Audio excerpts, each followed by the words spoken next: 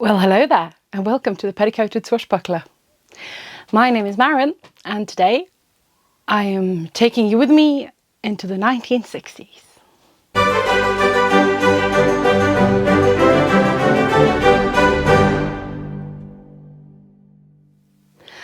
So I didn't know a lot about 1960s fashion. 1960s to me is miniskirts and very high hairdos and the musical Hairspray, to be honest. But also the hippie movement and the war in Vietnam, and it's a really interesting time period. It's the middle of the Cold War.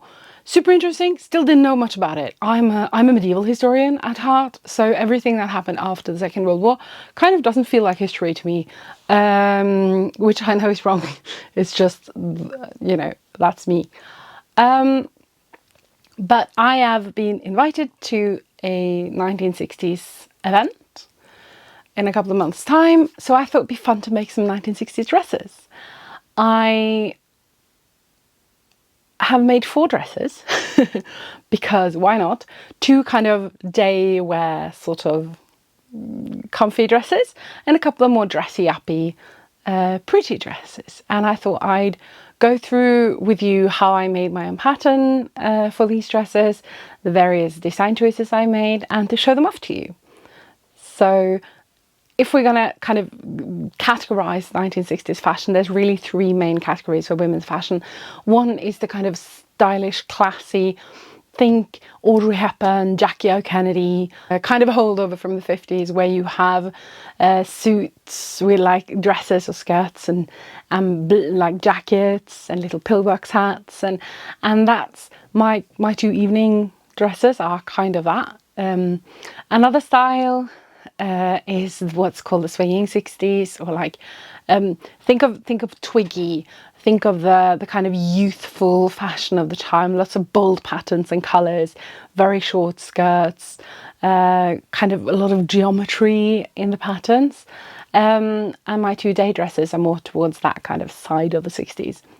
And then of course the end of the 60s, which I have not done this time around, but which is my favorite, which is when we start to get into like the hippie movement. So this little muumuu that I'm wearing, that I did not make myself, I'll link where I bought it down below, is kind of more in the kind of hippie, category, but like elegant hippie. I feel like it's if Morticia Adams was a hippie in the 60s, this is what she would wear. So, come with me to explore some 60s fashion.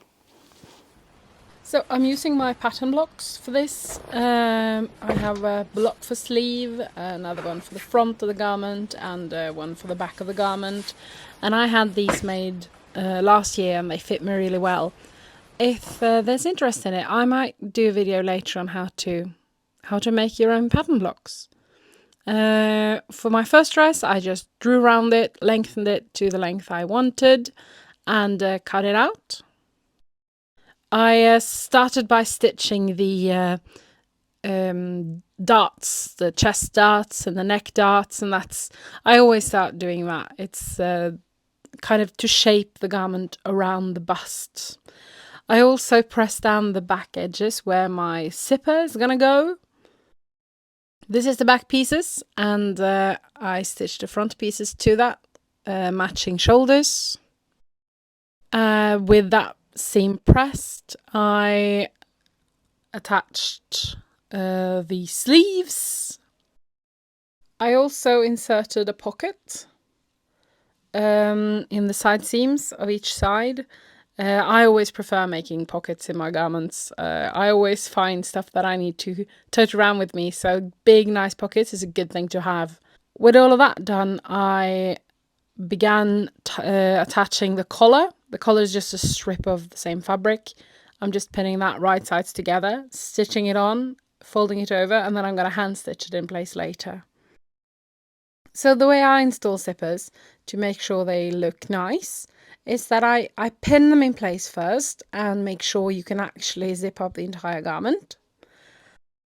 I then baste the zipper in place because I find it so much easier to stitch over the basting without the fabric moving around than to stitch over pins that need removing when you're doing this on machine.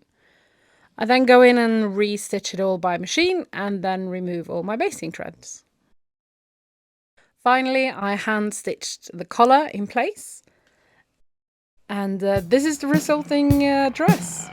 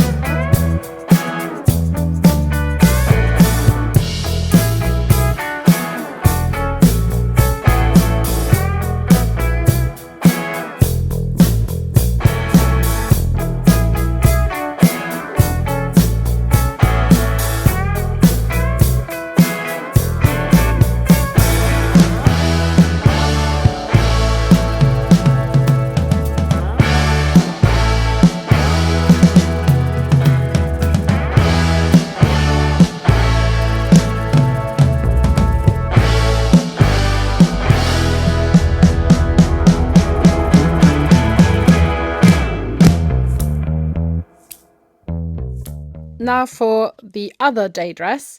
The fabric is so much lighter, so much more flowy, so I decided to go with a lot of gatherings on this one. I made gathering stitches at the shoulders of the front instead of darts, so that I can fit the garment over my chest that way instead, and just gather that to fit the shoulders of the back pieces.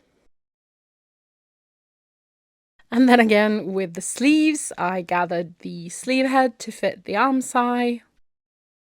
And I gathered the hem of the sleeve, the bottom of the sleeve, to fit the cuffs.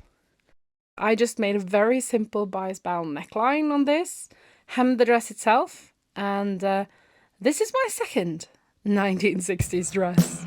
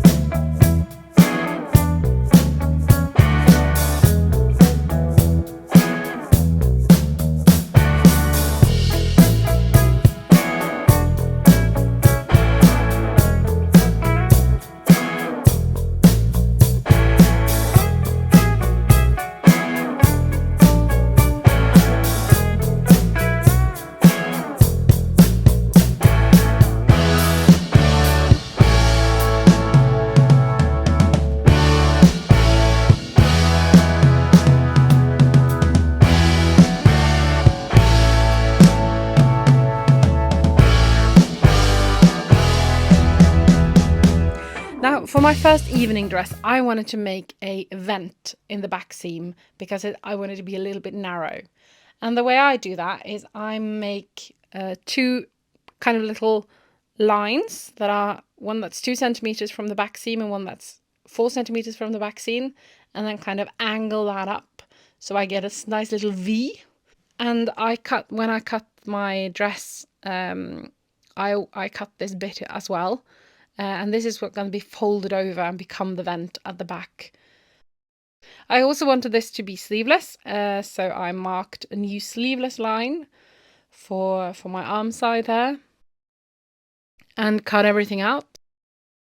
Again, start with the darts, stitch them down, press them down so they look nice and even.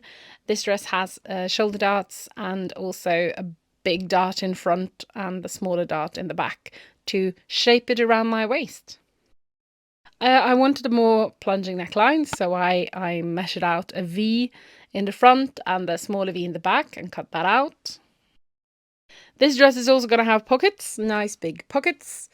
I stitched those to each side of the fabric, and then I stitched them, the side seams. And I also cut to the seam, not through the seam, very important, to be able to press that seam flat without the pockets being in the way. Zipper alert here as well. Same procedure, pin it in place, baste it in place, stitch over the basting. Now for the vent, I'm just pressing that back seam below the zipper and also pressing that vent open. You can tell that I've got the entire vent on the top side there, and then on the lower side I have just half a vent, and that's on purpose. Having pressed that down, I then fold the larger vent double and press that as well. Again, cutting to the seam, not through the seam, and folding that double vent bit over the single vent bit and just pinning that in place. And that's going to have some stitches along the top of it. You can also stitch the vents down. I ended up doing that because this fabric was not easy to press. As you can see, it bounces back whenever I try to press it flat. For the armholes and neckline, I just did a very simple binding with bias tape on the wrong side of the fabric. Press that, and my first evening gown was ready to take for a spin.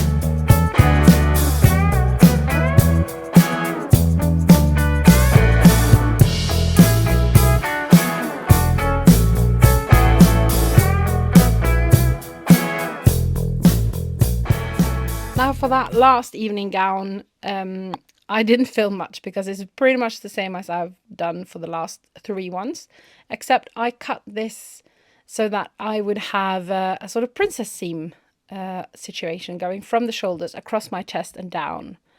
I also moved the zipper in this. It's not in the back like the others, it's in the side. This fabric too was impossible to press, by the way. A lot of man-made fibers in the 1960s gowns, and that does not make them easy to press necessarily. For this one, I wanted to have a strap sort of situation instead of the bodice going all the way up to the shoulders. So I found a nice sort of sweetheart neckline point and I cut it. I inserted the zipper the same way as always. I made a big skirt and gathered that to the bodice. I hemmed the top of the bodice just using a bias tape, and then I cut 2 straps that I'm just turning with my hand dandy little turning tool. I love this tool so much. It can be really hard to like get a good grip with it, but when you do, it makes turning these kind of straps so much easier. I then stitched those straps to the bias tape on the wrong side of the top of the bodice, and that's my last dress.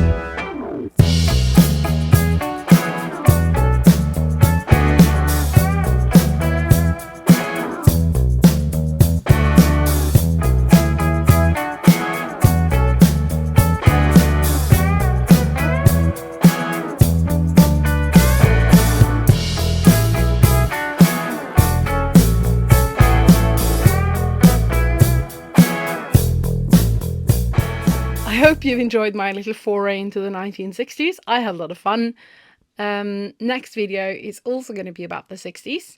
However, it might be a different century or even millennia.